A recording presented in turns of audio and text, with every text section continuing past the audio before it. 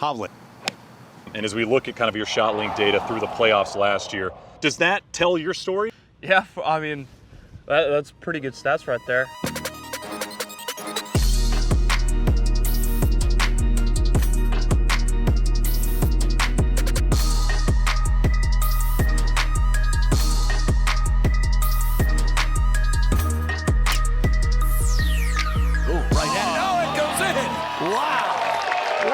Shot from Viktor Hovland.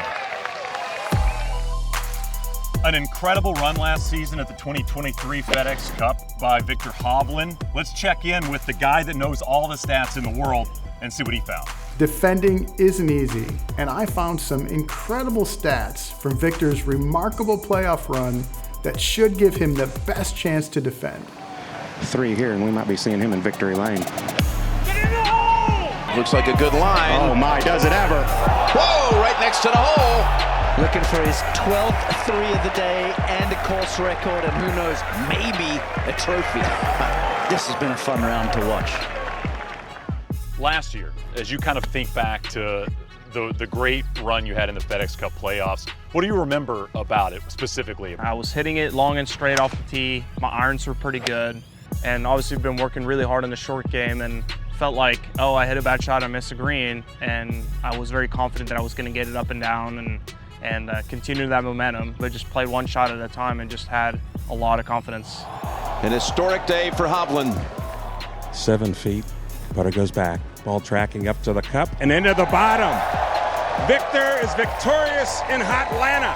Viktor Hovland, the winner of the 2023 Tour Championship, and claims the PGA Tour's ultimate prize of the FedEx Cup. Are you more likely to look at numbers after a good week or a bad week? Or just be interested in what your numbers maybe look like? Yeah, I would say like if I'm playing just good, just normal, then it's more interesting to look at the numbers because it might not be so obvious what you need to work on. If you're playing bad, you generally know what you're doing that you need to work on. I'm not putting well. I don't need to look at the numbers. Exactly. Good news for you, Viktor, is that we have somebody way smarter than me that has a little bit deeper dive on some of the numbers from you last year at the FedEx Cup. Okay. To say Viktor Hovland's stat sheet was incredible during the 2023 FedEx Cup playoffs is an understatement. Speaking of good iron shots, this man's been throwing darts all week.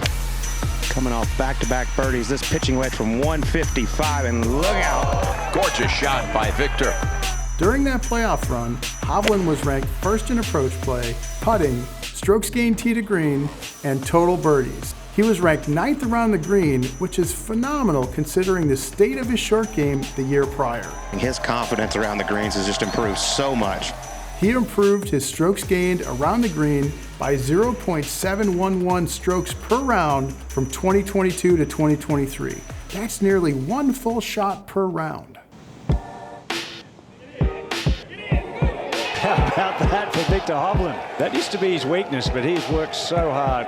Yeah, I mean, that's it's kind of unheard of, especially at this level. You don't really hear of anyone improving any part of their game by, half a shot or 0.7 shots just in 1 year. Because I was doing this while I'm playing tournaments, and it wasn't like I took 2-3 years off and grinded on it. Obviously contributed a lot to my success. I think also too is obviously the short game technique improved, but I would also credit my course strategy and just management in general.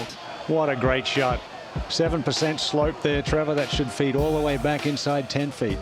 I wouldn't short side myself as much, so I left myself a lot more, just more doable up and downs, and that's obviously going to help the short game stats, but they go hand in hand for sure. There are so many shot link stats that can be overlooked and might even surprise you that they're even tracked. Third shot. When I popped the hood on Viktor's data, I found he was able to get 21 of 26 chips to finish past the hole during the FedEx Cup playoffs. Lou found this out about the way you pitch and chip the golf ball during the playoffs. And to me, that shows somebody that's extremely confident in and around the greens and someone that's trying to make pitch shots. Is that a fair assessment? Yeah, I'd say that's very not on par for what I'd normally do, because I've always been like, even in lag putting and kind of chipping around the greens, it's always been like, I'll just get it, just get it close, and I was leaving a lot of chips short. But I think just like the standard pitch shot that I really became proficient in last year. kind of a low spinner. So like, can you hit one to the blue Yeah, flag? that's a perfect shot for that. Basically, just always hit the 60 around the green, even for these low shots, because like, okay, it's slightly uphill. We got plenty of green to work with, and it's on the upslope, and I got 60 degrees to loft. Like, a lot of people will probably hit this like a lot more up in the air, but what I just started doing was get a little closer to it, slightly more back in the stance, and you'll really see my head move forward, and then I'll just hit really hard down on it. Okay. Oh. But if it's a bad lie, like this is wet into the grain, you're trying to hit that like almost like a plugged bunker shot. I got you. Oh, baby. Still spinning. That's what we're talking about. That hit just inches from the cup. If you look at kind of the data as you get set to defend the FedEx Cup in the playoffs, what do you feel like you have to look at? What has to work extremely well at those golf courses? I mean, we play great golf courses week in, week out, but definitely for the FedEx Cup playoffs, I think they demand a little bit more off the tee and into the greens. You really have to strike it well and obviously get hot with a putter, but that's not necessarily what you can control, but we'll definitely be looking at the shot length data and kind of see certain trends where you want to miss it for certain pins, like where are the good spots, where are the bad spots, and just kind of perfecting the shot dispersion. Up to the moment, Viktor Hovland at his absolute best.